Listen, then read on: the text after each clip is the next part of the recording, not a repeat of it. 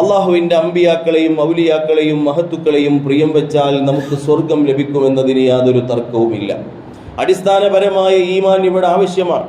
മഹത്തുക്കളെ പ്രിയം വെച്ചുകൊണ്ട് മഖബറുകളിൽ പോയി ചടഞ്ഞിരുന്ന് നിസ്കാരം ഖളാ ആക്കി, നോമ്പ് നോൽക്കാതെ, കുടുംബബന്ധം ചേർക്കാതെ, കുടുംബത്തിന് അന്നം നൽകാതെ പ്രയാസപ്പെടുത്തിയ മനുഷ്യന്മാർക്ക് എല്ലാവർക്കും അള്ളാഹു സ്വർഗം കൊടുക്കുമെന്നല്ല ഈ പറഞ്ഞതിൻ്റെ താല്പര്യം. സ്വർഗത്തിൽ കടക്കാനുള്ള മിനിമം യോഗ്യതയാകുന്ന ഈമാൻ ഉണ്ടെങ്കിൽ ആ മനുഷ്യൻ അള്ളാഹുവിൻ്റെ അമ്പിയാക്കളെയും ഔലിയാക്കളെയും പ്രിയം വെച്ചാൽ ആ മനുഷ്യന് സ്വർഗത്തിൽ ഉയർന്ന ദറജ നേടാനുള്ള ഒരു പ്രവർത്തനമാണ് അവൻ്റെ ആ മഹബത്ത് എന്ന് പറയുന്നത്. മഹാന്മാരായ അഇമ്മത്ത് നമ്മളെ പഠിപ്പിച്ചിട്ടുണ്ട് ഇതെല്ലാം വളരെ വ്യക്തമായി.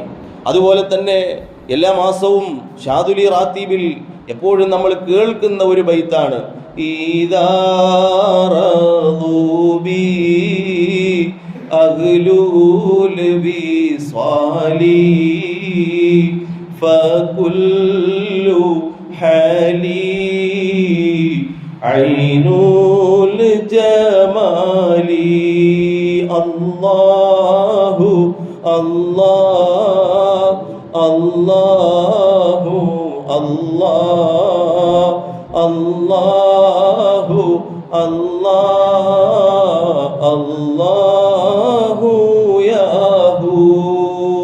എന്താണ് മഹത്തുക്കൾ അവിടെ പറഞ്ഞു വെക്കുന്നത്? ഇദാ റദൂബി, എന്നെ ഒന്ന് തൃപ്തിപ്പെട്ടാൽ, ഈ സാധുവായ പാപിയായ ദോഷിയായ എന്നെ ഒന്ന് തൃപ്തിപ്പെട്ടാൽ. ആരാണ് തൃപ്തിപ്പെടുന്നത്? ആരാണ് തൃപ്തിപ്പെടേണ്ടത്? അഹ്ലുൽ വിസ്വാലി, വിസ്വാലിന്റെ അഹ്ലുകാരായ ആളുകൾ.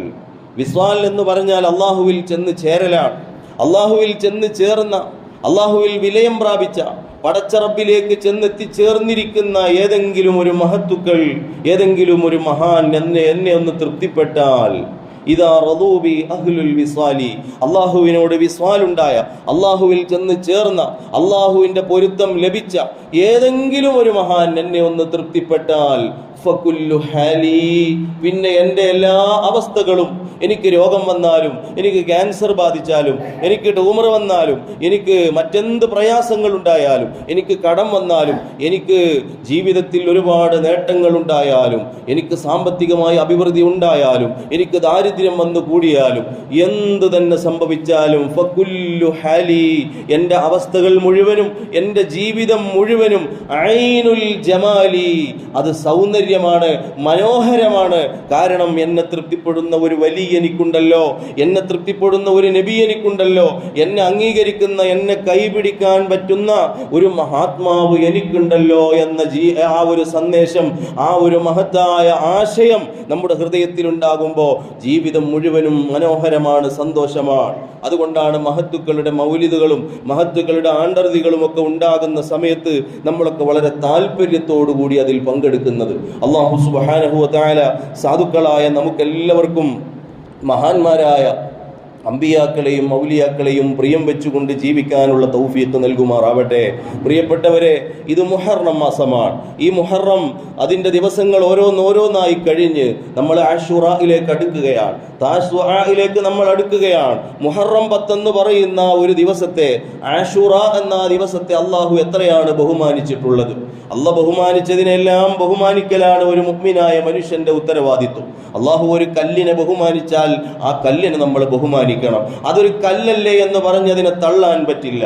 അള്ളാഹു ബഹുമാനിച്ച ഹജറുൽ അസ്വദ് എന്ന് പറയുന്ന കല്ല്, ആ കല്ലിനെ ആരംഭ റസൂലുള്ളാഹി സ്വല്ലല്ലാഹു അലൈഹി വസല്ലമ തങ്ങൾ ചുംബിക്കുകയും അത് തൊട്ട് മുത്തുകയും അതിനെ ബഹുമാനിക്കുകയും ചെയ്തിട്ടുണ്ടെങ്കിൽ അള്ളാഹു ബഹുമാനിച്ച കല്ലിനെ നമ്മൾ ബഹുമാനിക്കേണ്ടതുണ്ട്. അള്ളാഹു ഒരു ബിൽഡിങ്ങിനെയാണ് ബഹുമാനിച്ചതെങ്കിൽ ആ ബിൽഡിങ്ങിനെ നമ്മൾ ബഹുമാനിക്കേണ്ടതുണ്ട്. പരിശുദ്ധമായ കഅബാലയം അള്ളാഹ് ബഹുമാനിച്ച ഒരു ബിൽഡിംഗ് ആണ്. ആ ബിൽഡിംഗ് കണ്ടാൽ, കഅബാലയം കണ്ടാൽ അതിനേക്കാൾ എത്രയോ മനോഹരമായ നിർമ്മിതികൾ നമ്മൾ കണ്ടിട്ടുണ്ട്.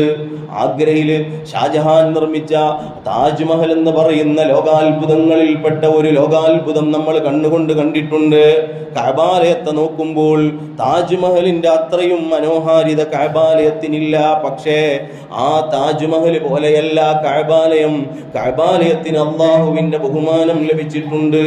ആ ബഹുമാനം ലഭിച്ച നിർമ്മിച്ച ബിൽഡിങ്ങിനെ നമ്മൾ ബഹുമാനിക്കുന്നു.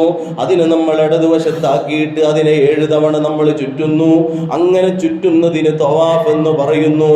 ആ കഅബാലയത്തിന്റെ ഉള്ളിലേക്കൊന്ന് കയറാൻ ഒരു ചെറിയ ചാൻസ് എങ്കിലും നമുക്ക് കിട്ടുമോ എന്ന് നമ്മൾ ആലോചിക്കുന്നു.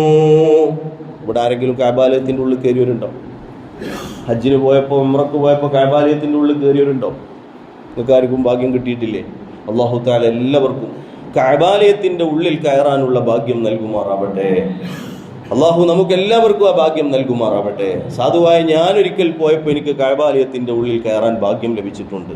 എന്നിട്ട് ഉസ്താദ് അതിന്റെ വീഡിയോ ഒന്നും കണ്ടില്ലല്ലോ. നമ്മളെ വൈലത്തൂർ യൂസുഫ് കോയ തങ്ങള് കഅബാലയത്തിന്റെ ഉള്ളിൽ കയറിയപ്പോൾ അതിന്റെ വീഡിയോ വന്നല്ലോ. AP ഉസ്താദ് കഅബാലയത്തിന്റെ ഉള്ളിൽ കയറിയപ്പോൾ അതിന്റെ വീഡിയോ വന്നല്ലോ.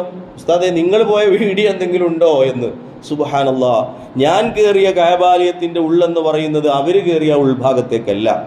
കഅബാലയം എന്ന് പറയുന്ന ചതുരാകൃതിയിലുള്ള ബിൽഡിങ്ങിന്റെ സൈഡിൽ കിണറിന് മറ കെട്ടിയതുപോലെ, കിണറിന് ആൾമറ കെട്ടിയതുപോലെ റൗണ്ട് ഷേപ്പിൽ ഒരു അർദ്ധവൃത്താകൃതിയിലുള്ള ഒരു കെട്ടുണ്ട്. ആ കെട്ടും യഥാർത്ഥത്തിൽ കഅബാലയത്തിന്റെ ഭാഗമാണ്. അതിന്റെ ഉള്ളിലേക്ക് കയറാൻ അവസരങ്ങൾ കിട്ടും. അതിന്റെ ഉള്ളിൽ കയറിയാലും അത് കഅബാലയത്തിന്റെ ഉള്ളാണ്. അല്ലാഹു തആല നമുക്ക് കയറാനുള്ള തൗഫീഖ് നൽകുമാറാവട്ടെ. കഅബാലയത്തിന്റെ ഉള്ളിൽ കയറിയാൽ പിന്നെ എവിടേക്കാണ് നമ്മൾ തിരിഞ്ഞ് നിസ്കരിക്കേണ്ടത്? എല്ലാവരും എല്ലാ നാട്ടിൽ നിന്നും കഅബയിലേക്ക് തിരിഞ്ഞ് നിസ്കരിക്കുന്നു. കഅബാലയത്തിന്റെ ഉള്ളിൽ കയറിയാൽ പിന്നെ നമ്മൾ എവിടേക്കാ നിസ്കരിക്കുക? സുബ്ഹാന ജല്ല ജലാലുഹു. കഅബാലയത്തിന്റെ ഉള്ളിൽ കയറിയാൽ പിന്നെ നമുക്ക് ഏത് ഭാഗത്തേക്കും തിരിഞ്ഞ് നിസ്കരിക്കാം. അതിന് യാതൊരു തരത്തിലുള്ള പ്രയാസവുമില്ല. 4 സൈഡിലേക്കും തിരിഞ്ഞ് നമുക്ക് നിസ്കരിക്കാം. ഇരിക്കട്ടെ, അല്ലാഹു റബ്ബുൽ ഇസ്സത്ത് ബഹുമാനിച്ച കഅബാലയം എന്ന ബിൽഡിങ്ങിനെ നമ്മൾ ബഹുമാനിക്കുന്നു. അല്ലാഹു ഒരു വ്യക്തിയെ ബഹുമാനിച്ചാൽ ആ വ്യക്തിയെ നമ്മൾ ആദരിക്കേണ്ടതുണ്ട്, ബഹുമാനിക്കേണ്ടതുണ്ട്. ഇബ്ലീസ് ലഅനത്തുല്ലാഹി അലൈഹിക്ക് പറ്റിയ ഏറ്റവും വലിയ കുഴപ്പം എന്ന് പറയുന്നത് അതാണ്. അല്ലാഹു ആദം നബി അലൈഹിസ്സലാമിനെ ബഹുമാനിച്ചപ്പോൾ ആദം നബി അലൈഹിസ്സലാമിനെ ബഹുമാനിക്കാൻ ഇബ്ലീസ് തയ്യാറായില്ല. അല്ലാഹു സുബ്ഹാനഹു വ തആല അവനെ ശപിച്ചു കളഞ്ഞു. കാലാകാലത്തേക്ക് അവനെ അല്ലാഹു തആല നരകത്തിലേക്ക് ആക്കി കളഞ്ഞു. 1,20,000 കൊല്ലം ഇബ്ലീസ് ചെയ്ത ആരാധനകൾ മുഴുവനും ഒരൊറ്റ വാക്കുകൊണ്ട് അല്ലാഹു ചവറ്റുകൊട്ടയിലേക്ക് എറിഞ്ഞു കളഞ്ഞു. നമ്മളൊക്കെ അങ്ങനെ വിചാരിക്കുന്നുണ്ട്. ഒരുപാട് കാലമായി, 60 കൊല്ലായി, 70 കൊല്ലായി, 50 കൊല്ലായി. ഞാൻ ചിന്തിക്കുകയാണ്, 41 കൊല്ലമായി ഞാൻ ചെയ്തുകൊണ്ടിരിക്കുന്ന അമലുണ്ട്. ആ അമൽ അങ്ങനെ ഇങ്ങനെയൊന്നും അള്ളാഹ്ക്ക് തള്ളാൻ കഴിയൂല. അത് അങ്ങനെ ഇങ്ങനെയൊന്നും അള്ളാഹു തആല ചവറ്റുകൊട്ടയിലേക്ക് എറിയൂല എന്നൊക്കെ ചിലപ്പോൾ നമുക്ക് ഇങ്ങനെ തോന്നിപ്പോകും. നഊദു ബില്ലാഹ്, അള്ളാഹു നമ്മളെ കാത്ത് രക്ഷിക്കുമാറാവട്ടെ.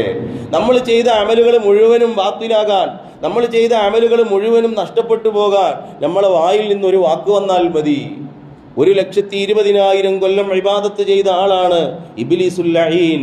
നോക്കൂ നിങ്ങൾ, 40,000 കൊല്ലം സ്വർഗത്തിന്റെ കാവൽക്കാരനായി, 40,000 കൊല്ലം നരകത്തിന്റെ കാവൽക്കാരനായി, 40,000 കൊല്ലം മലക്കുകളുടെ ഉസ്താദായി അങ്ങനെ പ്രവർത്തിച്ചു കൊണ്ടിരിക്കുമ്പോഴാണ് സുബ്ഹാനല്ലാഹ് ഇബ്ലീസ് ശപിക്കപ്പെട്ടു പോകുന്നത്.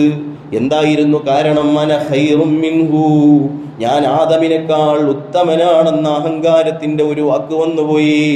ഒരൊറ്റ വാക്കുകൊണ്ട് അള്ളാഹു ചെയ്ത അമല് മുഴുവനും ചവറ്റുകൊട്ടയിലേക്ക് വലിച്ചെറിഞ്ഞിട്ടുണ്ടെങ്കിൽ നമ്മുടെ ഒരു വാക്കുകൊണ്ട്, ഒരു പ്രവർത്തനം കൊണ്ട്, ഒരു ചെറിയ വിചാരം കൊണ്ട് നമ്മളെ അമലുകൾ നഷ്ടപ്പെട്ടു പോകരുത്. അള്ളാഹു റബ്ബുൽ ഇസ്സത്ത് നമ്മളെ കാത്തുരക്ഷിക്കുമാറാവട്ടെ. അള്ളാഹുവിന്റെ ഭവനമാകുന്ന ഈ പള്ളി അള്ളാഹു ബഹുമാനിച്ചിട്ടുണ്ട്.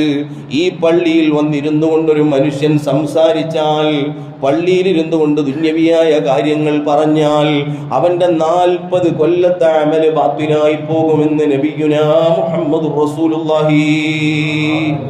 പള്ളിയൊക്കെ നല്ല പള്ളി തന്നെയാണ്. ഈ പള്ളിയിലിരുന്നു കൊണ്ട് നമ്മൾ ദുന്യവിയായ സംസാരങ്ങൾ നടത്തിയാൽ 40 കൊല്ലത്തെ നമ്മൾ അമൽ അല്ലാഹു തആല ബാത്തിലാക്കി കളയും. അല്ലാഹു കാത്തു രക്ഷിക്കുമാറാവട്ടെ. അപ്പോൾ ബഹുമാനിക്കേണ്ടതിനെ ബഹുമാനിക്കുക. മമ്പറത്തുപ്പാപ്പാന്റെ മാസമാണ് ദുൽഹിജ്ജ, മുഹറം 7 മഹാനായ മമ്പറത്തുപ്പാപ്പാനെ നമ്മൾ അനുസ്മരിക്കുകയാണ്. അതുപോലെ മുഹറം 11 സയ്യിദ് മുഹമ്മദ് ഖാസിം വലിയുല്ലാഹിൽ കബരത്തി ഖദ്ദസല്ലാഹു സിർറഹു അവരെ അനുസ്മരിക്കുകയാണ്. ഏകദേശം 300 കൊല്ലങ്ങൾ കഴിഞ്ഞു. ഖാസിം വലിയുല്ലാഹി ഖദ്ദസല്ലാഹു സിർറഹു ഈ ലോകത്ത് നിന്ന് മറഞ്ഞു പോയിട്ട് ഏകദേശം 170ഓളം കൊല്ലമായി മമ്പുറത്തുപ്പാപ്പ മറഞ്ഞുപോയിട്ട്.